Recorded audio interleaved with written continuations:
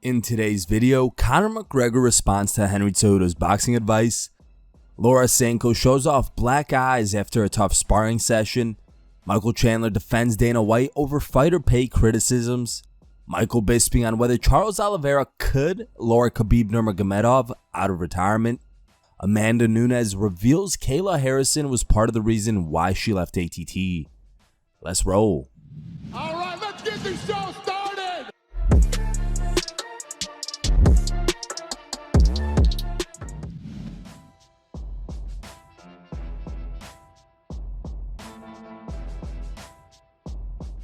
Conor McGregor recently posted training footage of him working on power punches. Here's the video.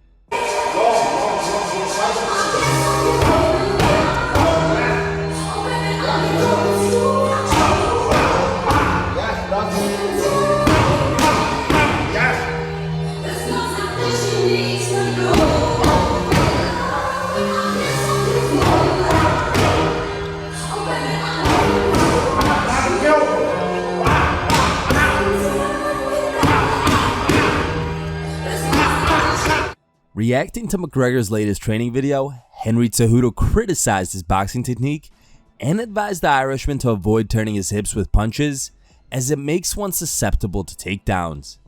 Here's the tweet. MMA is different than boxing. If you overturn your hips, it leads to easy takedowns.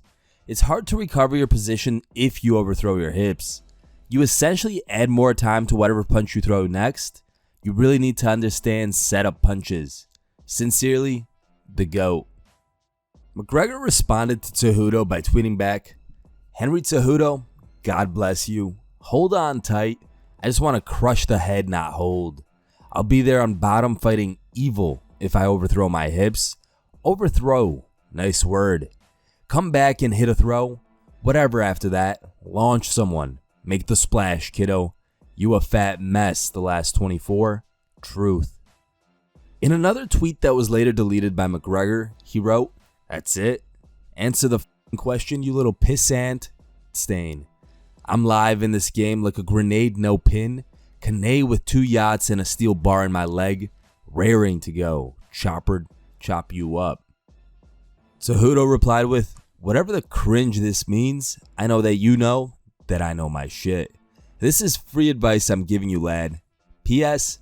Give the snowman a break. McGregor responded with, I'm nasty from bottom, really, evil. I don't care, shoot, hold, I've nasty weapons here. I'd do whole fight here if I had to. Where was he going? He was top guard. Can you explain please, Master Splinter's second cousin? Where was he going? I'd scoot into Butcher if I had to on God. B's in my account. Triple C finished the conversation by tweeting, okay. King of cringe.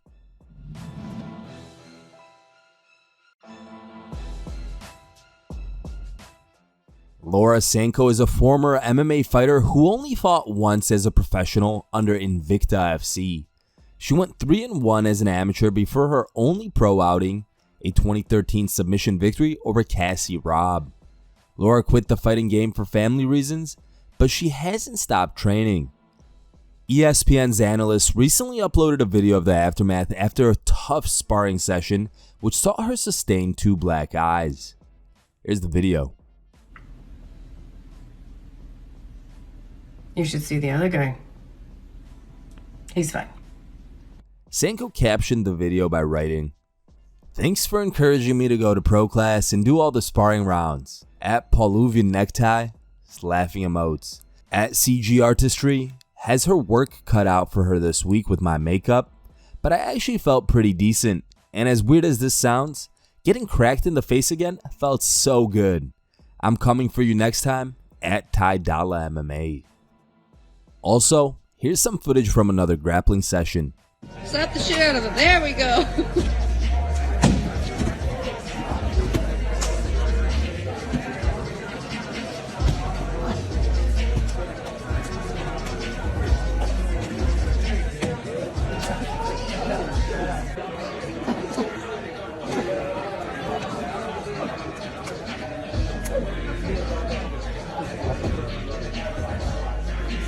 Love it.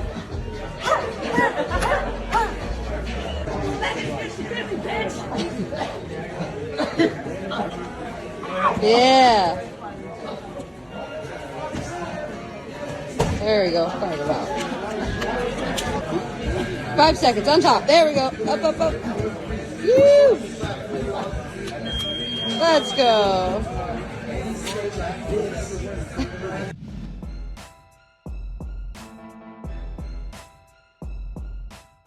During a recent interview on the How You Live in Jay Piven podcast, Michael Chandler discussed UFC fighter pay and admitted that he was paid more in Bellator, but he's had many doors open for him since joining the UFC.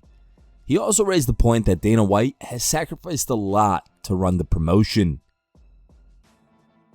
You always see guys on the microphone saying the UFC should pay more, and it's never the guys who are out there having their own YouTube channel, getting roles in movies, building fitness and wellness lifestyle programs, selling merch, doing all the different things that we can do as fighters because we're independent contractors. People think that we should make a lot more money because the UFC makes a ton of money on their shows. Well, the UFC has been at it since 1993. Dana White has had 10,000 sleepless nights when us fighters are just showing up to practice, going to bed, laying our head on the pillow, and getting after it and getting paid a decent wage for what we do. What do you guys think about Michael Chandler's comments about UFC fighter pay? Do you think fighters should make more money from fighting? Leave your thoughts in the comment section below.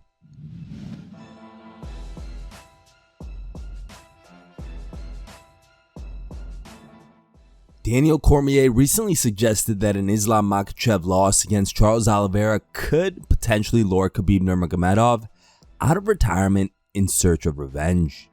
Speaking on the most recent episode of the Believe You Me podcast, Michael Bisping reacted to DC's comments and discussed whether Khabib could really come out of retirement to fight Oliveira if he beats Makhachev.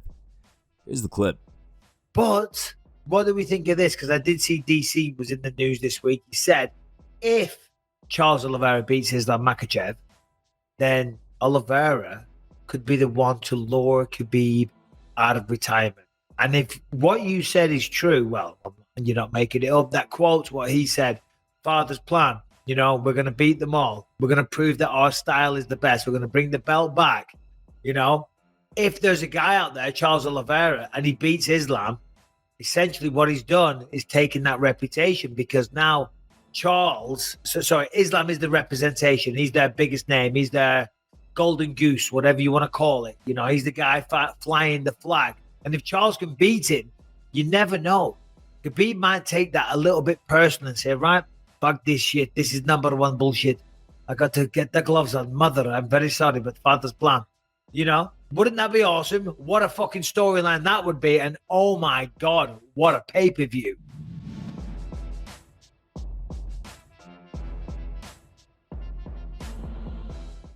Speaking on the most recent episode of MMA Fighting's podcast, Trucasao Franca, Amanda Nunes discussed her decision to leave American Top Team and admitted that having two potential opponents, PFL star Kayla Harrison and UFC bantamweight Yana Kunitskaya, training daily under the same roof at ATT, made her uncomfortable and was part of the reason why she left the gym.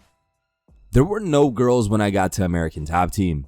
I was the first woman to bring 2 belts and put the women's team in history. When Kayla got there, and then Kunitskaya, it began creating a weird situation for me because that was my territory. And then Kayla started talking.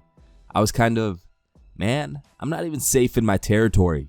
I was kind of cornered, even because we share the same coaches. She trains with Mike Brown, and I train with Mike Brown.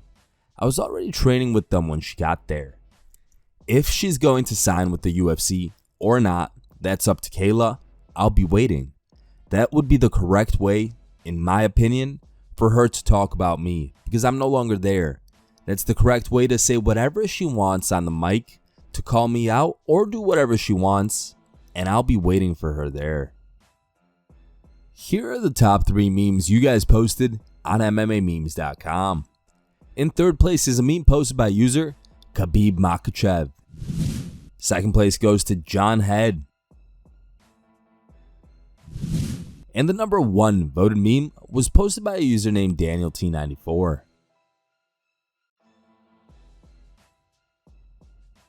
If you want your meme to be included in our next video, go to MMAmemes.com and create your own meme. The top 3 memes will be placed at the end of our video. Thank you guys for watching. If you liked the video, please leave a like and subscribe to our channel to keep up with the latest MMA news.